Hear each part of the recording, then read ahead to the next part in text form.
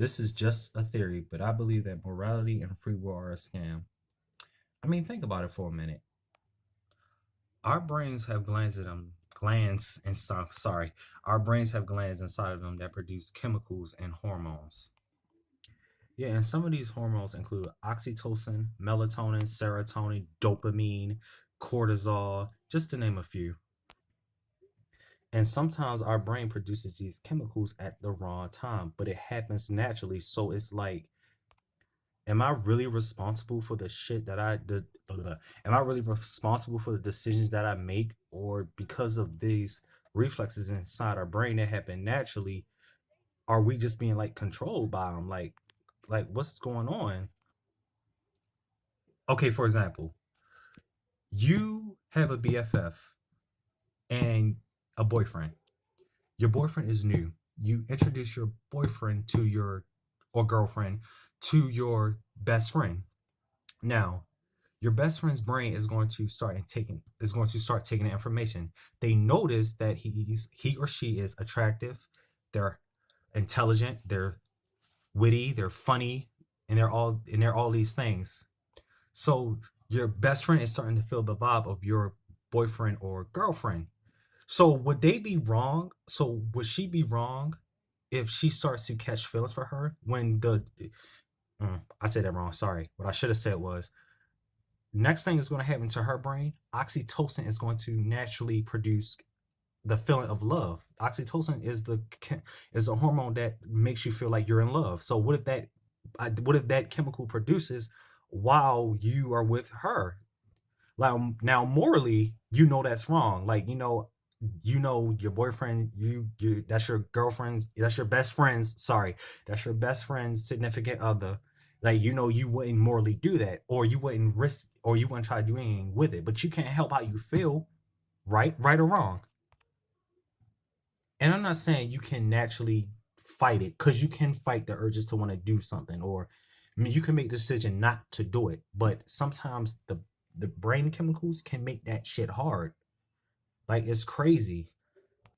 And that's because the brain just did what it naturally does. It perceived information and it produced a chemical for said information. Like, is that really her fault or his fault for feeling that way? No.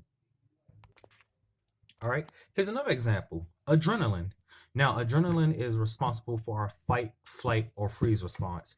And adrenaline kicks in times of stress, in times of excitement, in times of anger and fear, right?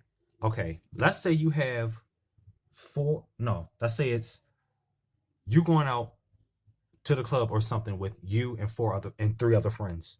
You and three other friends. All right. So you see a bunch of other people out here starting shit, making shit like afraid, making people afraid of them or something like that. All right. They see you and your group of friends. They approach y'all. One of you, all of you will start to, all of your adrenaline glands will start to activate. Your adrenal glands will start to activate. One of them, they're mad. One of your friends, they're mad. They want to fight. They wind up fighting. They wind up fighting, right? Sorry, I said it 3 times. But one of your friends wound up fighting. One of your friend freezes in the midst of the fight. One of your friend freezes in the midst of the fight because they're trying to take in, their brain is trying to take in what's going on. And one of the friends run. One of your friends run. So it's like you're gonna be mad at the one friend that ran and the other friend that just sit there and watched y'all fight. But the problem is that they didn't make the decision to do that. Their brain was telling them, like, their brain is happening. Everything is happening fast, by the way.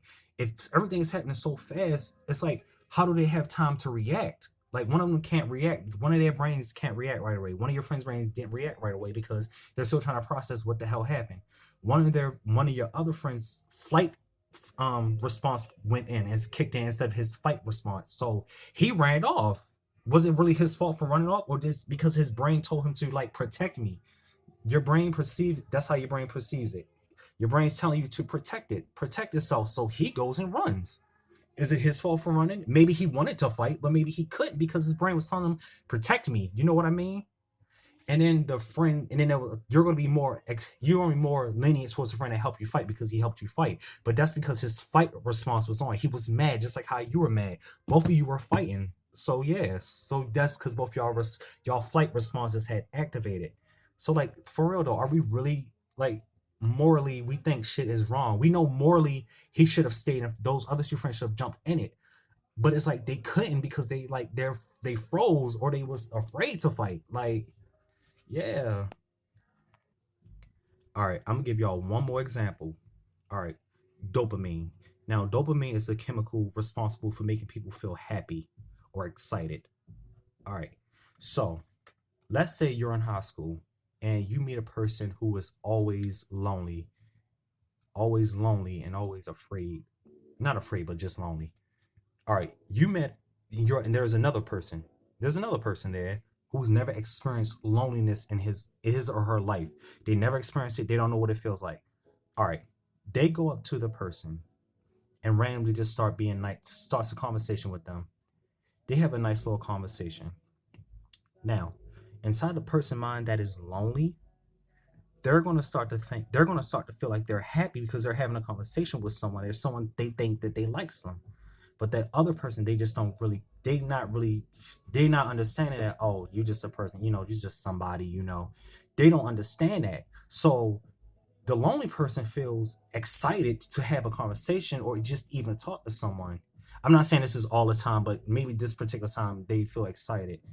So the brain is producing the hormone known as dopamine. It's making her feel like she's happy because how the brain perceived it at the moment. She perceived it as though someone was being her friend or nice to her. So she starts to basically talk to her more and more and more, assuming that they are friends. But the whole time they just had one conversation, or she made them feel special. But that's the thing is they're not actually friends. So she goes to him and is like, she goes to the guy who, or the girl who doesn't feel, who's never experienced loneliness. If they never experienced that shit, they're going to think, oh, she's crazy for starting to feel like, oh, or clingy for being friends with her, for wanting to be friends with her, or she's annoying. That's what's going to happen too. She's going to think they're feeling either like creepy or annoying. And then it's like, why does she have to feel like? Why do you have to be creepy or annoying when you never felt no form of happiness in your life? So you're gonna cling to the thing that makes you feel happy. You are. You're gonna cling to it. You're gonna claim it as a friend. You're gonna claim it and do everything to keep it around. This is how we do with most drugs, alcohol, and probably weed too. Yeah.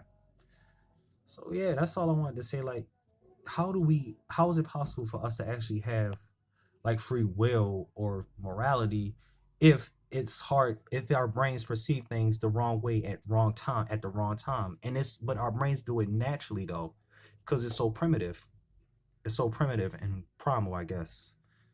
But yeah, that's it. Hold on, one more thing. I also wanted to say that maybe me as humans and humanity need to start treating each other a little bit more with decency and kindness because of our brains. Like, yeah, maybe we want to be a certain type of way, but we can't. Like, and it's like we make it hard on ourselves. We really do. We need to be better. We need to start being more kind to one another. We really do. Like, damn. I could talk about a lot of stuff regarding this guy right here. I can. I'm starting. And you know what's funny? I didn't even read about any of this. I actually just meditated. When I meditated, this just started coming to me.